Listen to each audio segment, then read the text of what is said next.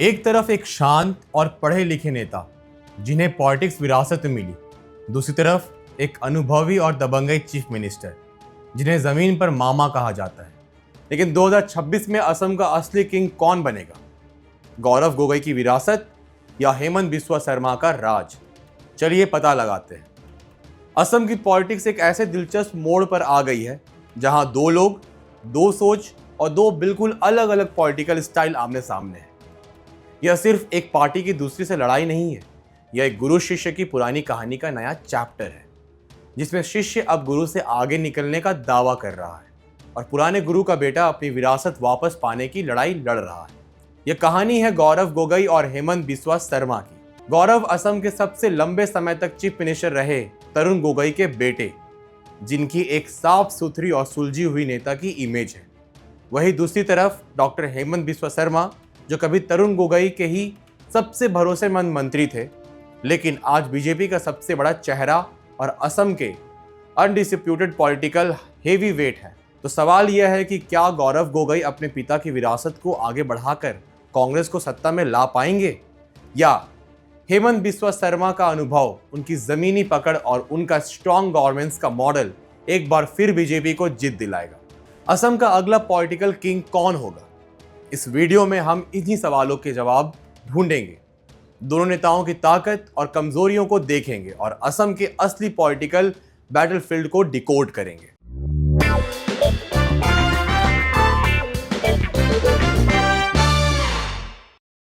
गौरव गोगोई का नाम आते ही सबसे पहले उनके पिता, एक visionary leader, a man of the message, स्वर्गीय तरुण गोगोई का चेहरा सामने आता है। उन्होंने 15 साल तक असम पर राज किया। गौरव के लिए यह विरासत एक ताकत भी है और एक बोझ भी। ताकत इसलिए क्योंकि गोगोई सरनेम उन्हें असम के घर घर में पहचान देता है, एक ऐसी पहचान जिसे बनाने में उनके पिता ने अपनी पूरी जिंदगी लगा दी। और बोझ इसलिए क्योंकि उन पर हमेशा अपने पिता की बड़ी छवि से तुलना का प्रेशर रहता है। 4 सितंबर 1982 को दिल्ली में जन्मे गौरव की परवरिश एक पॉलिटिकल माहौल में हुई, लेकिन उनकी शुरुआती जिंदगी पॉलिटिक्स से दूर पढ़ाई लिखाई पर फोकस रही। दिल्ली के सेंट कोलंबस स्कूल, गुरु गोविंद इंद्रप्रस्थ यूनिवर्सिटी से बीटेक और अमेरिका की न्यूयॉर्क यूनिवर्सिटी से पब्लिक एडमिनिस्ट्रेटिव से मास्टर, और उनकी ये पढ़ाई लिखाई उनकी पर्सनालिटी में साफ साफ दिखती है। वो एक शांत, गंभीर और पॉलिसी ड्रिवन नेता के तौर पर जाने जाते हैं, जो पार्लियामेंट में भी फैक्ट्स और डाटा के साथ अपनी बात रखते हैं। 2014 में जब उन्होंने सियासत में कदम रखा और कलियाबोर से लोकसभा चुनाव जीता, तो कई लोगों ने इसे सिर्फ डायनेस्टी पॉलिटिक्स का एक और उदाहरण माना। उन्हें एक पैरासूट कैंडिडेट के रूप में देखा गया, जिनका जमीन से कनेक्शन कमजोर था। सीएम हेमंत बिस्वा शर्मा ने भी उन पर नॉविस और डायनेस्टी होने के ताने मारे, लेकिन गौरव ने धीरे धीरे अपनी एक अलग जगह बनाई। उन्होंने पार्लियामेंट में फिनेंस, रेलवे और डिफेंस जैसी जरूरी कमिटीज में काम किया। 2019 में वो कलियाबोर से दोबारा और भी बड़े मार्जिन पे जीते, लेकिन उनकी पॉलिटिकल लाइफ का सबसे बड़ा टर्निंग पॉइंट 2024 के लोकसभा चुनाव में आया। डिलिमिनेशन के बाद उन्हें अपनी सेफ सीट कलियाबोर छोड़कर अपर असम की मशहूर जोरहाट सीट से लड़ना पड़ा। जोरहाट बीजेपी का गढ़ माना जाता था और उनके सामने थे सिटिंग एमपी तपोन कुमार गोगोई। खुद चीफ मिनिस्टर हेमंत बिस्वा शर्मा ने इस सीट को एक प्रेस्टिजियस इशू बना लिया था और बीजेपी की पूरी मशीनरी गौरव को हराने में लग गई थी। इस चुनाव को बैटल ऑफ अभिमन्यु कहा गया, जहां गौरव अकेले बीजेपी के चक्रव्यूह का सामना कर रहे थे, लेकिन जब नतीजा आया तो सब हैरान रह गए। गौरव गोगोई ने 1,44,393 वोटों के भारी मार्जिन से जीत हासिल की। इस जीत ने गौरव गोगोई को असम कांग्रेस का सबसे बड़ा और अनडिस्प्यूट चेहरा बना दिया। उन्हें कांग्रेस हाई कमांड ने लोकसभा में विपक्ष का डिप्यूटी लीडर बनाया। रिपोर्ट के मुताबिक उन्हें मई 2025 में असम प्रदेश कांग्रेस कमेटी का अध्यक्ष बना दिया गया। जोरहाट की जीत ने साबित कर दिया कि गौरव सिर्फ अपने पिता के नाम पर नहीं, बल्कि अपनी मेहनत और अपील से भी वो वोट जीत सकते हैं। वो बार बार असम की सियासत में डिग्निटी यानी गरिमा को वापस लाने और बीजेपी की लो लेवल पॉलिटिक्स को क्लींस यानी साफ करने की बात करते हैं। उनका कहना है कि पिछले 10 सालों में बीजेपी के राज में असम की राजनीति इतनी शेमफुल हो गई है कि लोग राज्य के बाहर इसके बारे में बात करते हैं और हिचकिचाते भी नहीं हैं। यह उनका हेमंत बिस्वा शर्मा के एग्रेसिव पॉलिटिकल स्टाइल पर सीधा हमला है। लेकिन गौरव की राह आसान नहीं है। उनके इंग्लिश मीडियम एजुकेशन और शांत स्वभाव उन्हें एक आम असमी वोटर्स से दूर कर सकता है। खासकर हेमंत बिस्वा शर्मा जैसे नेता के सामने जो आम जनता की भाषा में उनके बीच जाकर बात करते हैं। इसके अलावा कांग्रेस पार्टी खुद अंदरूनी गुटबाजी से जूझ रही है। गौरव के अध्यक्ष बनने के बाद भूपेन बोरा और प्रद्युत बोरदोलोई जैसे बड़े नेताओं ने पार्टी छोड़कर बीजेपी ज्वाइन कर ली, जो कांग्रेस के लिए एक बड़ा झटका था।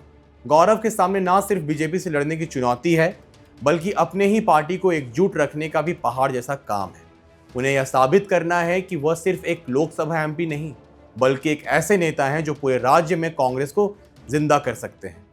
उनका कहना है कि यह चुनाव हेमंत लेड्स कांग्रेस यानी बीजेपी, जिसमें कांग्रेस के पुराने नेता हैं, और तरुण गोगोई के आदर्शों वाले कांग्रेस के बीच है। क्या वो अपने पिता की तरह 2001 वाला चमत्कार दोहरा पाएंगे, जब कांग्रेस ने सबको चौंकाते हुए सत्ता में वापसी की थी? यह उनका सबसे बड़ा टेस्ट होगा। हेमंत बिस्वा शर्मा का नाम असम की सियासत में किसी पहचान का मोहताज नहीं है। वो एक ऐसे नेता हैं जिन्हें आप पसंद करें या ना करें, लेकिन इग्नोर नहीं कर सकते। उनकी पॉलिटिकल जर्नी किसी थ्रिलर फिल्म की स्क्रिप्ट जैसी है। ऑल असम स्टूडेंट यूनियन से अपनी पॉलिटिकल करियर की शुरुआत करने वाले शर्मा 1990 के दशक में कांग्रेस में शामिल हुए और जल्द ही अपनी मेहनत और पॉलिटिकल समझ से तरुण गोगोई के सबसे खास बन गए। उन्होंने कांग्रेस सरकार में हेल्थ, एजुकेशन, फाइनेंस जैसे सबसे महत्वपूर्ण डिपार्टमेंट संभाले और उन्होंने एक क्राइसिस मैनेजर और सुपर सीएम के रूप में देखा जाने लगा। उनकी प्रशासन पर पकड़ और काम करने का जुनून उनकी सबसे बड़ी ताकत थी। वो एक ऐसे मंत्री थे जो रातों रात हॉस्पिटल का दौरा करते, ऑफिशियल्स की क्लास लगाते और ऑन द स्पॉट फैसला लेते थे। लेकिन 2014 के आसपास उनके और तरुण गोगोई के बीच दूरियां बढ़ने लगी। शर्मा को लग रहा था कि पार्टी में उन्हें वो जगह नहीं मिल रही जिसके वो हकदार हैं, और कांग्रेस लीडरशिप, खासकर राहुल गांधी, उनकी बातों को इग्नोर कर रहे हैं।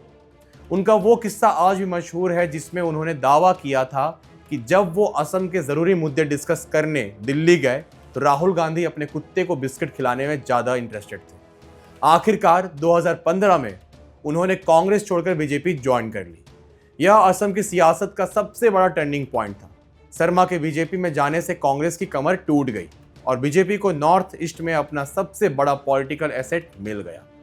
उन्होंने 2016 में बीजेपी को असम में पहली बार सत्ता दिलाने में अहम भूमिका निभाई और north east democratic alliance (NEDA) के कन्वेनर के रूप में पूरे नॉर्थ ईस्ट को कांग्रेस मुक्त करने के मिशन पर निकल पड़े। 2021 में सर्बानंद सोनोवाल को पीछे छोड़कर हेमंत बिस्वा शर्मा असम के 15वें सीएम बने। सीएम बनने के बाद उनका एक नया और भी आक्रामक और फैसले लेने वाला रूप सामने आया। उन्होंने एक स्ट्रॉन्ग लीडर की इमेज बनाई जो बड़े और कठिन फैसले लेने से नहीं घबराते। उन्होंने जाति माटी भेदी, मतलब समुदाय, भूमि, घर के नारे को आगे बढ़ाते हुए असमी आइडेंटिटी की रक्षा को अपना सबसे बड़ा मिशन बनाया। उन्होंने अवैध कब्जे के खिलाफ बड़े पैमाने पर इविक्शन ड्राइव चलाई, खासकर उन इलाकों में जहां बांग्लादेशी मूल के मुसलमान रहते थे। उन्होंने स्टेट फंड मदरसों को जनरल स्कूल में बदलने का फैसला किया। चाइल्ड मैरिज के खिलाफ उन्होंने एक बड़ा अभियान छेड़ा जिसमें हजारों लोगों की गिरफ्तारी हुई। उनके इन कदमों ने उन्हें असम के मेजॉरिटी हिंदू कम्युनिटी के लिए एक हिंदू हृदय सम्राट की छवि दी। विकास के फ्रंट पर भी शर्मा ने अपनी डोर की इमेज को मजबूत किया। उन्होंने मिशन वसुंधरा जैसे प्रोग्राम शुरू किए जिसका मकसद लोगों को जमीन से जुड़े मामलों में राहत देना है। उन्होंने महिलाओं के लिए अरुणोदय और मुख्यमंत्री महिला उद्यमिता अभियान (MMUA) जैसे स्कीम लॉन्च की, जिनके तहत लाखों महिलाओं को फाइनेंशियल हेल्प मिली। हाल ही में उन्होंने आयुष्मान भारत स्कीम के तहत 1.2 करोड़ से ज़्यादा लोगों को 5 लाख तक का मुफ्त इलाज मिलने का दावा किया है। गर्ल्स स्टूडेंट के लिए निजुत मोइना स्कीम की सफलता के बाद अब वो जनवरी 2026 में मेल स्टूडेंट्स के लिए बाबू स्कीम भी शुरू कर चुके हैं। रोड्स, फ्लाईओवर और मेडिकल कॉलेजेस का जाल बिछाकर वो असम को विकास की नई ऊंचाइयों पर ले जाने का दावा करते हैं। कई सर्वे में उनका नाम अगले सीएम के लिए सबसे आगे रहा है। लेकिन शर्मा का राज विवादों से भी घिरा है। उनकी आक्रामकता और उनका पोलराइजिंग स्टाइल उनकी सबसे बड़ी कमजोरी भी बन जाती है। उन पर मियां मुस्लिम यानी बंगाली स्पीकिंग मुस्लिम के खिलाफ हेट स्पीच देने के आरोप लगे हैं। उनका यह कहना है कि बीजेपी को जिताने के लिए मियां वोटर्स की जरूरत नहीं है, जो काफी विवादित रहा यह बयान। विपक्ष उन पर आरोप लगाता है कि वो इविक्शन ड्राइव और चाइल्ड मैरिज के खिलाफ अभियान की आड़ में एक खास कम्युनिटी को टारगेट कर रहे हैं। करप्शन के आरोप भी उनका पीछा नहीं छोड़ते। कांग्रेस बार बार उन पर लुइस बर्जर स्कैम और शारदा चिट फंड स्कैम जैसे पुराने मामलों को उठाती है। हाल ही में उनकी पत्नी की कंपनी को मिले 10 करोड़ की सब्सिडी और लैंड डील्स पर भी गौरव गोगोई ने उन्हें घेरा। हेमंत इन सब आरोपों को पॉलिटिकल कॉन्स्पिरेसी बताकर खारिज करते आए, लेकिन यह मुद्दा उनकी क्लीन गवर्नेंस की इमेज पर सवाल उठाते हैं। उनकी सियासत का एक और पहलू पर्सनल अटैक्स है। उन्होंने गौरव गोगोई और उनकी ब्रिटिश पत्नी पर पाकिस्तान की इंटेलिजेंसी एजेंसी ISI से जुड़े होने के जैसे गंभीर आरोप लगाए, जिसे गौरव ने सीएम की इनसिक्योरिटी और कमजोरी बताया है। तो जहां एक तरफ शर्मा का अनुभव और उनकी स्ट्रॉन्ग गवर्नेंस उन्हें एक बेजोड़ नेता बताती है, वहीं उनका विवादित और पोलराइजिंग अंदाज उनके खिलाफ एक माहौल भी तैयार करता है। 2026 का चुनाव सिर्फ गोगोई और शर्मा की पर्सनालिटी पर नहीं, बल्कि असम के उन असली मुद्दों पर लड़ा जाएगा जो यहाँ की जनता की जिंदगी और पहचान से जुड़ी है। यह मुद्दे ही असली बैटलफील्ड है, जहां दोनों नेता एक दूसरे को मात देने की कोशिश करेंगे। इलेक्शन कमीशन के अनुसार राज्य में सिंगल फेज में 9 अप्रैल 2026 को वोटिंग होगी और नतीजा 4 मई को आएगा। सबसे पहला और सबसे बड़ा मैदान जंग पहचान यानी आइडेंटिटी असम की पॉलिटिक्स का इतिहास की बाहरी और भीतरी की लड़ाई पर टिका है। असम मूवमेंट से लेकर NRC और CAA तक यहाँ के लोगों के लिए अपनी भाषा, संस्कृति और जमीन की सुरक्षा सबसे ऊपर रही है। हेमंत बिस्वा शर्मा ने इस मुद्दे को अपनी सियासत का सेंटर पॉइंट बना लिया। उनकी जाति माटी भेदी की राजनीति, उनकी इविक्शन ड्राइव और उनका मियां कम्युनिटी के प्रति सख्त रवैया उन्हें इंडिजिनस आसामी कम्युनिटीज के रक्षक के रूप में दिखाता है। वहीं दूसरी तरफ गौरव गोगोई और कांग्रेस इस मुद्दे पर बीजेपी को अलग एंगल से घेरते हैं। कांग्रेस का आरोप है कि इविक्शन ड्राइव पर ह्यूमैनिटेरियन क्राइसिस है। CAA पर भी कांग्रेस बीजेपी को घेर रही है। उनका कहना है कि यह असम ऑकवर्ड की भावना के खिलाफ है। तो जहां शर्मा एग्रेसिव एंटी पॉलिटिक्स कर रहे हैं, वहीं गोगोई ग्रेट आसाम की बात कर रहे हैं, जिसमें सभी कम्युनिटीज के लिए सम्मान हो। दूसरा बड़ा मुद्दा है विकास यानी डेवलपमेंट। हेमंत बिस्वा शर्मा अपनी हर रैली में अपनी सरकार के विकास कार्यों का हिसाब देते हैं। नए मेडिकल कॉलेजेस, रोड, फ्लाईओवर्स और अरुणोदय जैसे वेलफेयर स्कीम उनका सबसे बड़ा हथियार है। वो दावा करते हैं कि उनकी सरकार ने लाखों महिलाओं को आर्थिक रूप से मजबूत बनाया है और 1.6 लाख से ज्यादा नौजवानों को सरकारी नौकरी दी है। बीजेपी का पूरा कैंपेन शर्मा की गारंटी पर चलेगा, लेकिन कांग्रेस इस विकास के दावे पर सवाल उठा रही है। गौरव गोगोई का आरोप है कि यह विकास अनइवन है और ज्यादातर बड़े प्रोजेक्ट सिर्फ गुवाहाटी तक ही सीमित है। कांग्रेस बेरोजगारी, महंगाई और छोटे व्यापारियों की समस्या को उठा रही है। उनका कहना है कि बीजेपी का विकास मॉडल आम आदमियों के लिए नहीं, बल्कि कुछ खास लोगों के लिए है। तीसरा अहम मुद्दा है corruption and governance. Gaurav Gogoi ने अपनी पूरी पॉलिटिकल नैरेटिव क्लीन पॉलिटिक्स पर बनाई है। वो बार बार कहते हैं कि बीजेपी के राज में भ्रष्टाचार बहुत ज्यादा है और वो सत्ता में आकर इस गंदगी को साफ करेंगे। उन्होंने CM शर्मा की पत्नी की कंपनी से जुड़े विवादों को जोर शोर से उठाया है।